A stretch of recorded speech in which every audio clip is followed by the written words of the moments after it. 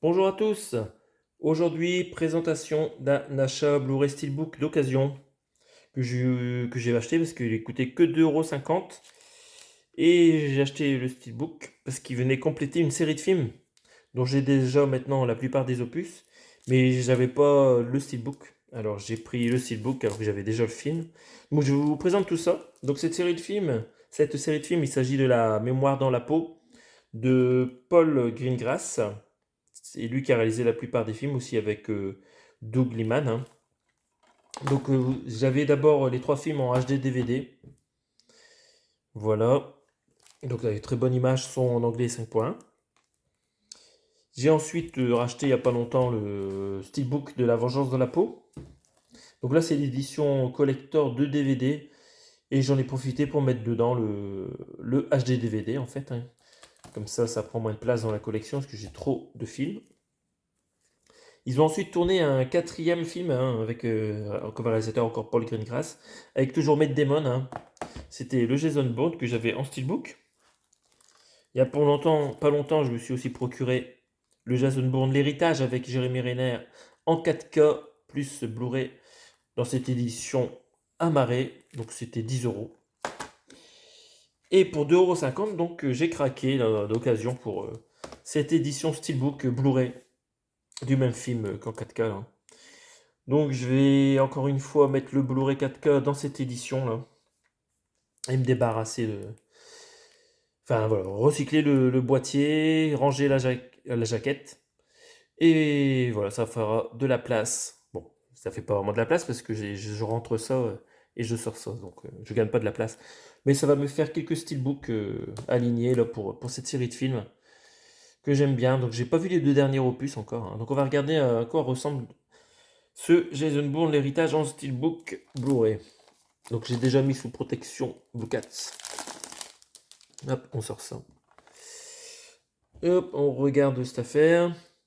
On va mettre les amarrés plastiques en dessous pour protéger le steelbook. Donc il est en bon état le recto, hein. Donc bon, voilà Jason Bourne avec des lignes noires, hein. Ça fait un peu photo des gangsters, je sais pas là, quand les flics vous prennent en photo. Mais c'est joli, ça rend bien. On voit que nous avons aussi Rachel Weisz et Edward Norton dans ce film. Voilà, deux bons acteurs en plus. Très bien. Bon, dommage qu'il y a le liseré bleu en haut, hein, qui abîme un peu ce joli artwork. On regarde la tranche. C'est écrit Blu-ray. Et Universal, très bien. Jason Bourne l'héritage. C'est bien fait. Et au verso, bah alors, voilà, c'est les anciennes façons de faire les steelbooks, hein. Plein de textes partout c'est dégueulasse. Mais bon, je l'ai pris quand même, puisque vous voyez, c'est en bon état, hein. Donc, qu'est-ce que ça nous dit?